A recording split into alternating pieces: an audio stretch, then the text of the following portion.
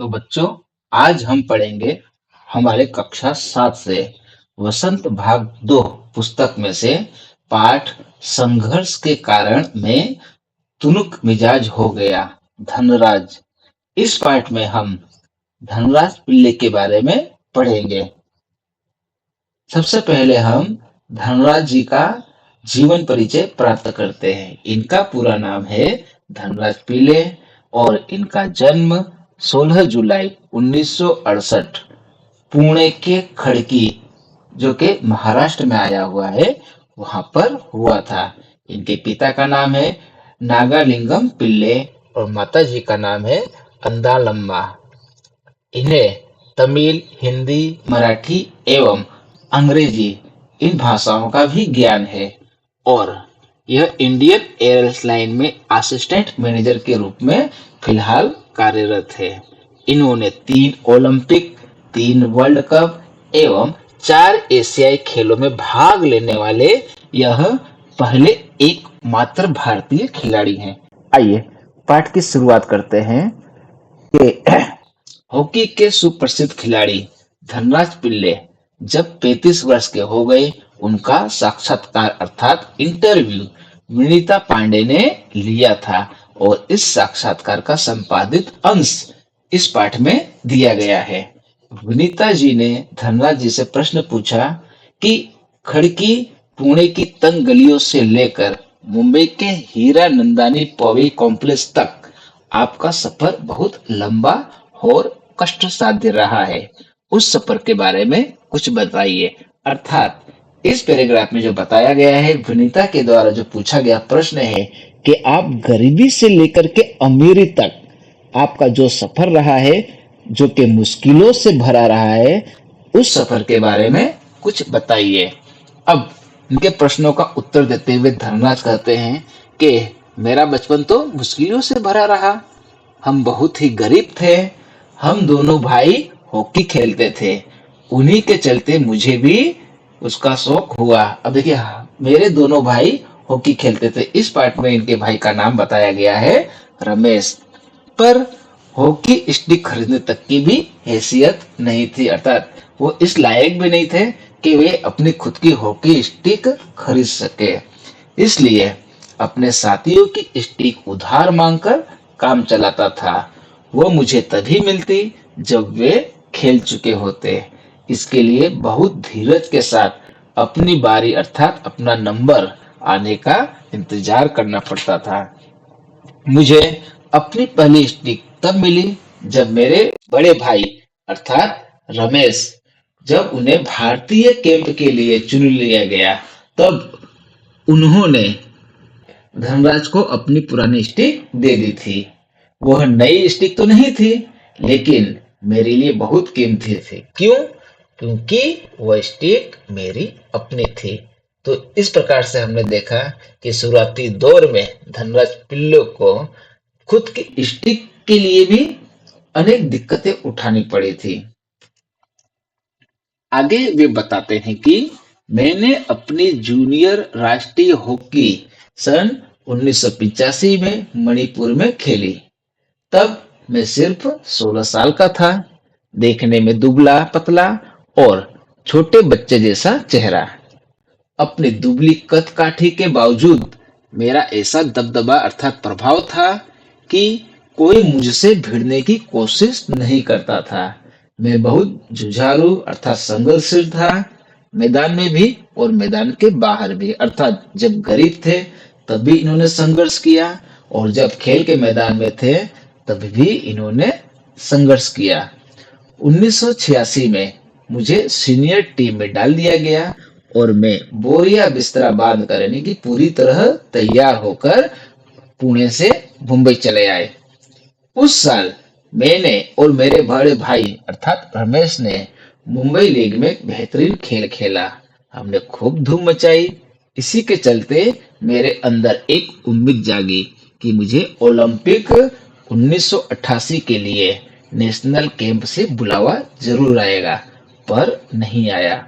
मेरा नाम 57 खिलाड़ियों की लिस्ट में भी नहीं था। बड़ी मायूसी हुई, मगर एक साल बाद ही ऑल विन एशिया कप के लिए कैंप के लिए मुझे चुन लिया गया। तब से लेकर आज तक मैंने पीछे मुड़कर नहीं देखा, अर्थात सफलता इनके कदम चुनती गई, उसका नतीजा था इनकी मेहनत। अब आगे वनिता प्रश्न करती है कि आपका विद्यार्थी जीवन कैसा रहा? अपने स्कूल के दिनों में या स्कूल के दिनों से आप किस प्रकार की यादें जुड़ी हुई है, अर्थात स्कूली दिनों में इनकी यादें कौन कौन सी जुड़ी हुई है। अब धनराज देखिए स्कूली जीवन के बारे में बताते हैं और वे कहते हैं कि मैं पढ़ने में एकदम फिसड्डी था, अर्थात कमजोर था। बड़ी मुश्किल से किसी तरह 10वीं तक पहुंचा, मगर उसके आगे तो मामला बहुत ही कठिन था। एक बात बता दूं, अगर मैं हॉकी खिलाड़ी न होता तो शायद एक चपरासी की नौकरी भी मुझे न मिलती। चपरासी अर्थात पियून। आज मैं बैचलर ऑफ साइंस या आर्ट्स भले ही न हूं, पर गर्व से कह सकता हूं कि मैं बैचलर ऑफ हॉकी हूं, अर्थात आज मैंने बीए या बीएससी भले नहीं किया, लेकिन हाँ हॉकी के मामले में मैं बैचलर हूं। और वो हंसते हुए कहते हैं और मेरी शादी के मामले में भी आप मुझे मास्टर ऑफ हॉकी कह सकते हैं। तो इस प्रकार से उन्होंने मास्टर की डिग्री भी हॉकी में प्राप्त की थी। तो कुल मिलाकर के पढ़ाई में भले पीछे रहे हों, लेकिन धनराज खेलकूद में बहुत ही आगे थे। वनिता आगे प्रश्न करती है और कहती है कि आप इतने तुनुक मिजाज का अर्थ होता है चिड़चिड़ापन या गुस्से में आ जाना, तो आप इतने तुरुक मिजाज क्यों हैं? कभी कभी आप आक्रामक भी हो जाते हैं। तो इस प्रश्न का उत्तर देते हुए धनराज कहते हैं कि इस बात का संबंध मेरे बचपन से जुड़ा हुआ है। मैं हमेशा से ही अपने आप को बहुत असुरक्षित महसूस करता रहा। मैंने अपने माँ को देखा है कि उन्हें हमारे पालन पोषण में कितना संघर्ष करना पड़ा है। मेरी तुनक मुजाजी के पीछे कई वजहें हैं, लेकिन मैं बिना लाग लपेट वाला आदमी हूँ। मन में जो आता है सीधे सीधे कह डालता हूँ और बाद में कई बार पछताना भी पड़ता है। मुझसे अपना गुस्सा रोका नहीं जाता।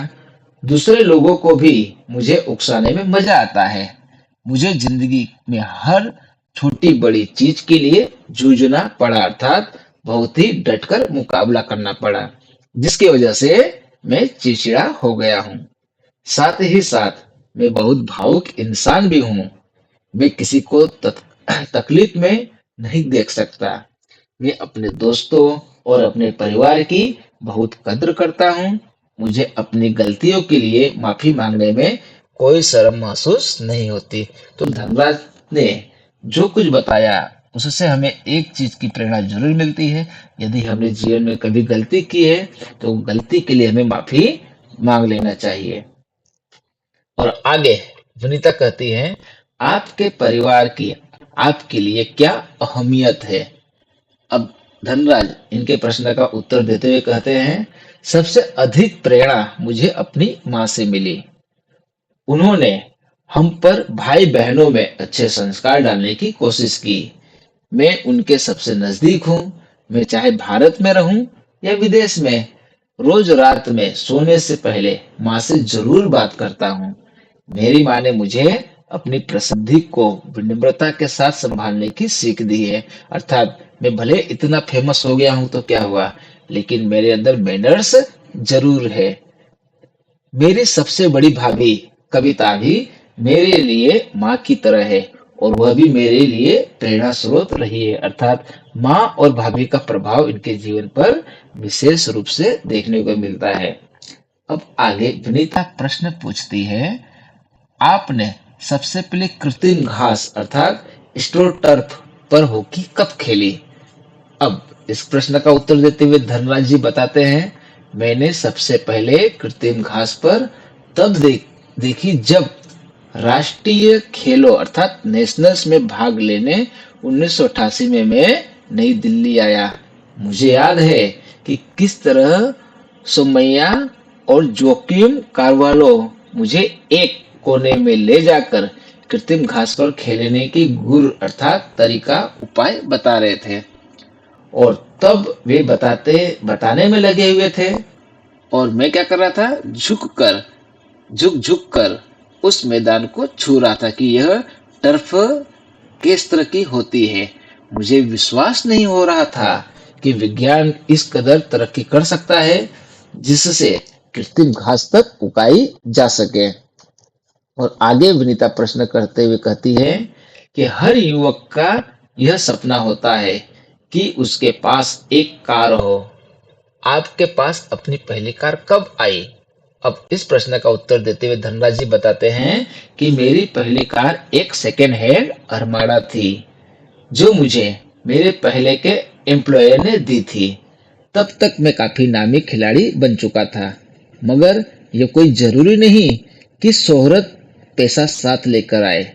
मैं तब भी मुंबई की लोकल ट्रेनों में और बसों में सफर करता था क्योंकि टैक्सी में चढ़ने की हैसियत मुझ में नहीं थी।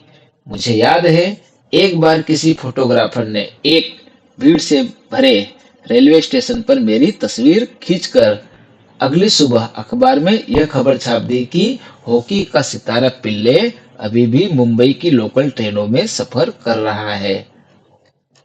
आगे वे कहते हैं कि उस दिन मैंने महसूस किया कि मैं एक मशहूर चेहरा बन चुका हूँ और मुझे लोकल ट्रेनों में सफर करने से बचना चाहिए। लेकिन मैं कर ही क्या सकता था? मैं जो भी थोड़ा बहुत कमाता उससे अपना परिवार चलाना पड़ता था। धीरे धीरे पैसे जमा करके बहन की शादी की और अपनी माँ के लिए हर महीने पुणे पैसा भेजना शुरू किया।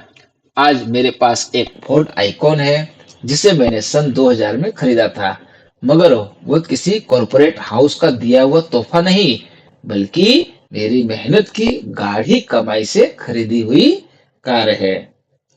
अब विनीता प्रश्न करती है कि सफलता का आपके लिए क्या महत्व है? हॉकी को आपने इतना कुछ दिया, इसके बदले में आपको क्या मिला? धनराज जी कहते हैं कि कुछ रुपए इनाम में मिले थे, मगर आज खिलाड़ियों को जितना मिलता है उसके मुकाबले में पहले कुछ नहीं मिलता था। यह वास्तविक बात है कि आजकल के प्लेयर को जितना पैसा मिलता है पहले हॉकी टीम को कुछ नहीं मिला करता था। लेकिन मेरी पहली जिम्मेदारी थी परिवार में आर्थिक तंगी को दूर करना और उन सबको एक बेहतर जिंदगी देना। विदेश में जाकर खेलने से जो कमाई हुई उससे मैंने 1994 में पुणे के भाऊ पाटिल रोड पर 2 बेडरूम का एक छोटा सा फ्लैट खरीदा। घर छोटा जरूर है पर हम सबके लिए काफी है। 1999 में महाराष्ट्र सरकार ने मुझे पवई में एक फ्लैट दिया। वह ऐसा घर है जिसे खरीदने की मेरी खुद की हैसियत अर्थात मर्यादा कभी नहीं हो पाती। विनीता प्रश्न करती है कि सेलिब्रिटीज के साथ एक ही मंच पर बैठना कैसा लगता है? धनराज जी उत्तर देते हैं कि बहुत अच्छा। जब हम राष्ट्रपति से मिले तब यह महसूस हुआ कि हम कितने खास हैं। हॉकी ही है जिसके चलते हर जगह प्रतिष्ठा मिली। तो इस प्रकार से विनीता जी कहती हैं कि धनराज पिल्ले के व्यक्तित्व को रेखांकित करते हुए विनीता पांडे ने लिखा है, वह आपको कभी हंसाता है, कभी रुलाता है, कभी विस्मय से भर देता है, तो कभी खीज से भी। उसके व्यक्तित्व में कई रंग हैं और कई भाव। उसने ठेठ जमीन से उठकर आसमान का सितारा बनने की यात्रा तय की है, अर्थात ठेठ गरीबी से लेकर के आज वो जिस पायदान पर जिस मुकाम पर पहुंचा है वो उनकी मेहनत है, उनकी लगन है। तो दोस्तों, आपको मेरा वीडियो बहुत ही अच्छा लगा होगा। अब हम बहुत ही जल्द एक नए टॉपिक के साथ मिलते हैं।